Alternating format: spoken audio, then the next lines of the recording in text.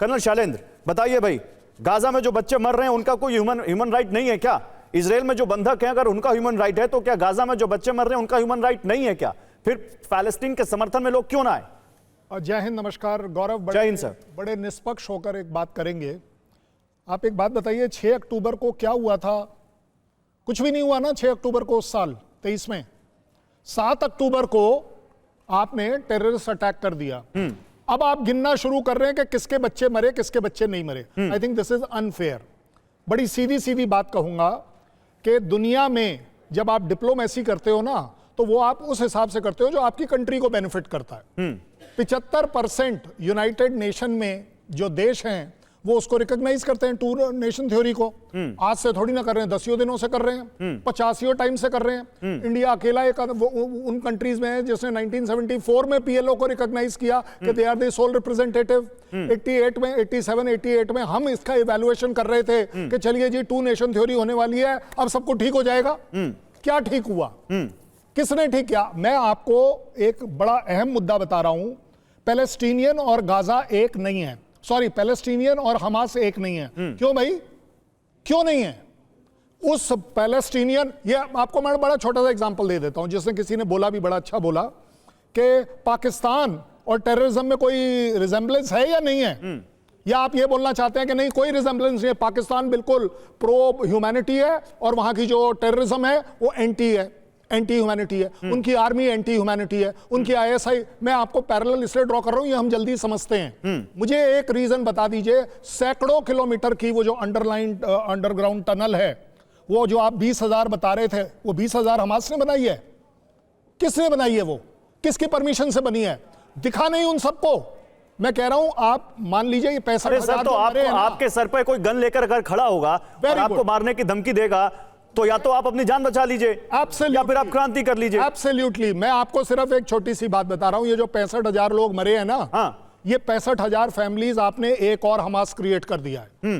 क्योंकि इन सब के अंदर वो जो हेट्रेड है इजराइल के खिलाफ वो उसी लेवल की है। तो आप क्या मानते हैं कि पैलेस्टीन को जिस तरह से दुनिया में समर्थन मिल रहा है वो सही है या गलत? एक लाइन बताइए, पूजा जी की लाइन जुड़ गई। अगर आपने एक लाइन में सुन रहा है, समर्थन मिलना चाहिए पैलेस्टीनियन को ऑन ह्यूमैनिटेरियन ग्राउंड। लेकिन पैलेस्टीनियन को यह भी ओन अप करना पड़ेगा कि उस देश में, उस जगह पर आप अगर किसी भी तरह की टेररिज्म पनपने दे रहे हो, बढ़ने दे रहे हो, तो आप उसे रोकने के जिम्मेवार भी उतने ही। चलिए ठीक है, पूजा जी की लाइन जुड़ चुकी है। पूजा जी बताइए, इजराइल पर मैंने स्टैंड पूछा था, कांग्रेस पार्टी का स्टैंड क्या है? क्या कांग्रेस पार्टी इजराइल को मित्र राष्ट्र मानती है या नहीं मानती है? कांग्रेस पार्टी उसी स्टैंड पे है जिसपे जब से हमने पैलेस्टीन को एज ए नेशन रिकॉग्नाइज किया था तभी से हम टू स्टेट थ्योरी में बिलीव करते हैं। किसी भी प्रकार की आतंकवादी जिसमें आतंक की घटनाएं जिसमें बच्चों पे जा रहा है, आज गाजा मैं दूसरे सवाल पे आ गई आप। मैंने एक सवाल पूछा, इजराइल पे क्या स्टैंड है? मैं इसलिए पूछ रहा हूं कि अगर आप इजराइल को मित्र राष्ट्र मानते हैं या मानते हैं कि इजराइल एक सार्वभौमिक राष्ट्र है, तो क्या आप यह भी मानते हैं कि इजराइल को अपने ऊपर हुए आतंकी हमले का बदला लेने का अधिकार है या नहीं है? जो उनके हिसाब से वो कर रहे हैं गाजा में, उनके हिसाब से वो कर रहे हैं, पर आज गाजा को उन्होंने कर दिया। जब हम इमीडिएट अर्जेंट सीज फायर की बात करते हैं, जब हम प्रिजनर्स को रिहा करने की बात करते हैं, जब हम ह्यूमैनिटेरियन असिस्टेंस की बात करें, जो एड और असिस्टेंस आ रहा है गाजा में, आप उन पे अटैक कर रहे हैं, ये कौन सा जंग है और इसमें किसका भला होना है? अगर आप रिलीफ वर्कर्स पे अटैक करें, हॉस्पिटल्स पे अटैक करें, बच्चों पे अटैक करते हैं, तो सबसे पहले तो इमीडिएट सीज फायर होना चाहिए, टू स्टेट थ्योरी पे बात करना चाहिए और बातें हो डिप्लोमेसी से, डायलॉग से, डिस्कशन से। ये एक दूसरे पर बम गिराने से बातें नहीं हो सकती। और हमास पर क्या राय है मैम आपकी? हमास पर क्या राय है?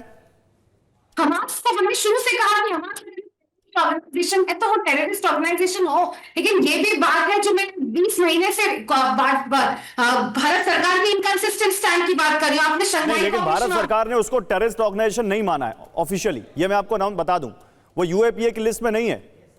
मैं कह रही हूँ सबसे पहले तो क्या सीज फायर हो, डायलॉग डिस्कशन और डिप्लोमेसी से हो, प्रिजनर्स को रिलीज किया जाए, ह्यूमैनिटेरियन असिस्टेंस को ना रोका जाए। ये हमारी सीपीपी का भी आर्टिकल आया था, अगर आपको ध्यान होगा कुछ दिन पहले। ये बात हम बार बार कह रहे हैं और इस बात पे हम शुरू से खड़े हैं। ठीक है, मैं अमिताभ जी के पास जाऊंगा। अमिताभ जी, जितनी बात मुझे इनकी समझ में आ रही है वो ये कह रही हैं कि गाजा में जो इस वक्त हो रहा है वो गलत है और कहीं ना कहीं वो भारत सरकार के पिछले कुछ कदमों से सहमत नहीं है। वो कह रहे हैं कि भारत सरकार की पॉलिसी प्रो इजराइल ज्यादा दिखती है। पूजा जी, यही कह रही ना आप? हाँ जी, हाँ, ठीक है। अमिताभ जी, दिखती है, मैं ये भी कह रही हूँ, कंफ्यूज भी दिखती है। देखिए, अगर कांग्रेस ने 90 में ही, जब 91 के बाद जब एंटी जायनिज्म रेजोल्यूशन पास हुआ था यूएन में, तब से हमने उनको रिकॉग्नाइज किया है। तो ये कांग्रेस की बात नहीं है, भारत की बात है। भारत उनको रिकॉग्नाइज करता है इजराइल को एज अ स्टेट 1992 में, जब कांग्रेस पार्टी की सरकार थी, नरसिम्हा राव की। हाँ। और उसके बाद से हम इजराइल से लगातार अच्छे संबंध बना रहे हैं। लेकिन इसका मतलब ये नहीं कि हम फिलिस्तीनियों को डेजर्ट कर दिए हैं, उनको छोड़ दिए हैं। अब 92 से 2023 में आइए, जो पिछले 31 साल में हुआ, उसमें क्या हुआ?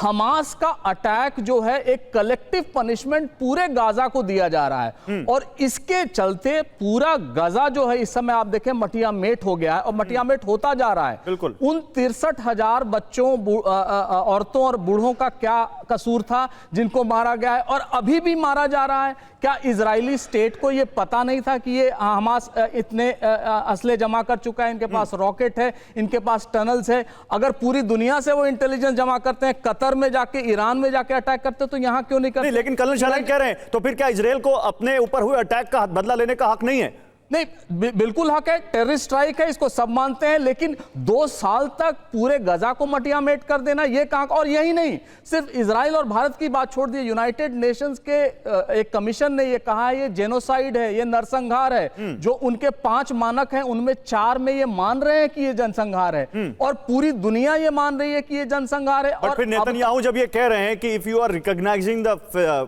फिलिस्तीन then you are rewarding the terrorist organisation, तो इसका क्या मतलब है? मेरे हिसाब से टेररिस्ट स्टेट का भी एक डेफिनेशन होना चाहिए। इजराइल शायद उसमें भी एक पैमाना बने कि कौन सा टेररिस्ट स्टेट है, कौन सा टेररिस्ट ऑर्गेनाइजेशन है।